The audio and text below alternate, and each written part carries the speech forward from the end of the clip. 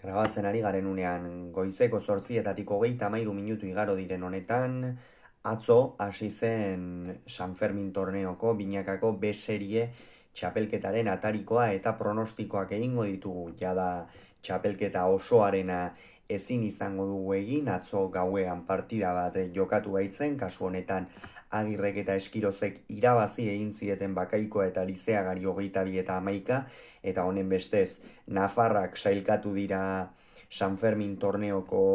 liga eskarako, eta gainontzeko kuadroaren atarikoa eta pronostikoak bai egingo ditugu. Lehenik eta behin, txapelketen aurkezpenetan egin ohi dugun moduan bikoteak aztertuko ditugu. Lehen bikotea Dariok eta Gaskuek osatzen dute. Bikote indarsua da, egia da Dario hori behar bada binaka jokatzea beti geixeago kostatzen zaiola, tantoa amaitzeko, eta ez dauka beste aurrelari batzuk duten erraztasuna, gatz handia du, sakearekin min egiten du, eta binaka horrei ere geroz eta etekin gehiago ateratzen ari zaio, eta atzean berriz Andoni Gaskue izango du, atzelari bizia, azken urteetan gorakada handia eman duena, naiz eta oraindik ez den goi mailan kontsolidatu normala den moduan eta duen konpetentzia handia delako, baina orokorrean behintzat bikote indarsua osa dezakete. De la Fuente eta Tolosa, bikote honek behar bada ez dauka aurreko bikoteak duen potentzialik, edo ez da aurre ikusten behintzat. Xabi Tolosa errekuperatu berri da, egia da pixkanaka ari dela bere maila berreskuratzen atzeko kuadro horietan. Aingeru De La Fuenterentzat berriz ilusio handiko txapelketa da, ilusio handiko partida izango da, gaurko inolako zalantzari gabe, berak ere badakielako zer den San Ferminetan jokatu ahal izatea, Nafar moduan, eta bikote honek argi dago atzean Tolosak asko agindu beharko duela aurrean Aingeru kongi buka dezan. Eta ligaxkan zuzenean Jaka eta Ugartemendia, bikote hau oso bikote interesgarria da. Ostiralean Atanon Ugartemendia ikusteko aukera izan nuen. Egia esan partidari etzion bat ere hasiera ona eman, baina bigarren zatian sekulako partida atera zuen, eta bigarren zati hori erreferentzia hartzen badu behintzat San Ferminetako torneo honetan gauza asko izan ditzake irabazita alkizako atzelariak, aurrean kontuan izanik goi mailako pilotari bat izango duela, kasu honetan Erik Jaka,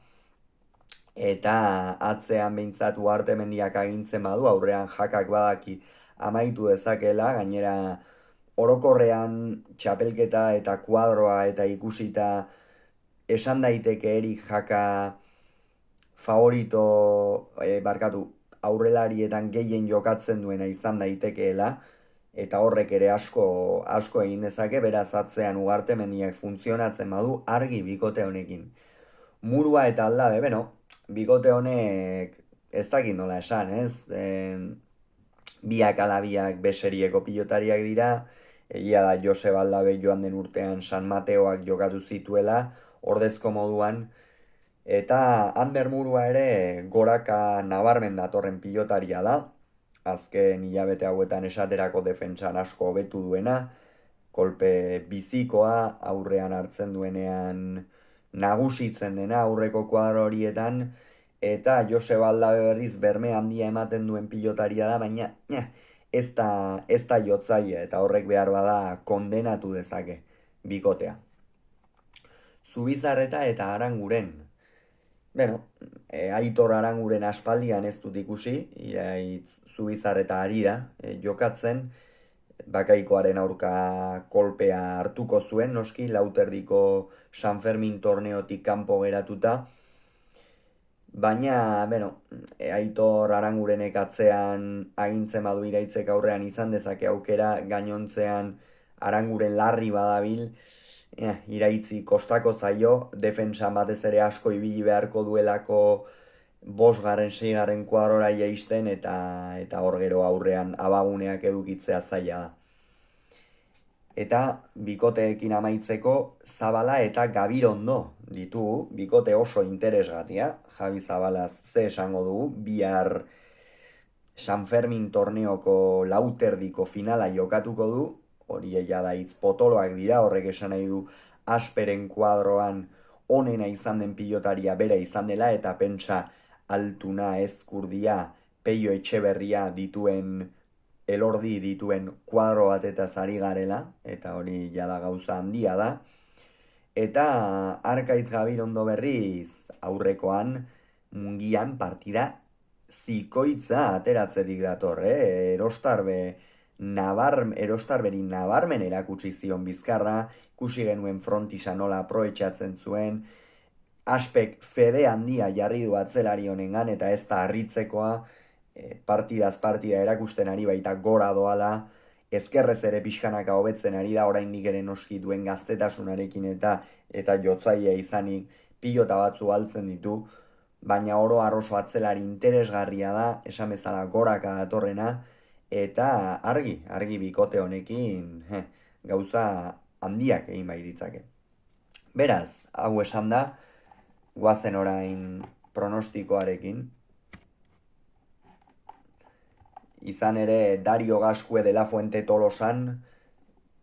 Dario eta Gascue ikusten ditut favorito, honen bestez Agirre Eskiroz, Dario Gascue eta Zabala Gabirondok osatuko lukete betaldea, ataldean berriz Jaka Ugartemendia, Muru Aldabe eta Zubizarreta eta Aranguren, ataldean Jaka eta Ugartemendia ikusten ditut finalera sailkatzen, eta betaldean berriz Zabala eta Gabirondo, eta finalean favorito behar bada apur bat geixiago Zabala eta Gabirondo. Ikusten ditut, oso bikote indarsua osatzen dute, eta beraz, ikusiko dugu zer gertatzen den, baina benetan torneo polita da, bikote interesgarriekin, ongi iruditzen zai gainera beserieko pilotariei ere lehiatzeko aukera ematea, azkenean askotan lehiatzen ez baduzu eta kirolean zaila izan ohi da motivazioa mantentzea, eta azkenean lehen partida hori lagun arteko bat izatetik lehiako partida bat izatera igarotzen duzu, eta hori ere beharrezkoa inolako zalantzari gabe. Beraz, gaur hasiko da, arratsaldean De La Fuente Tolosa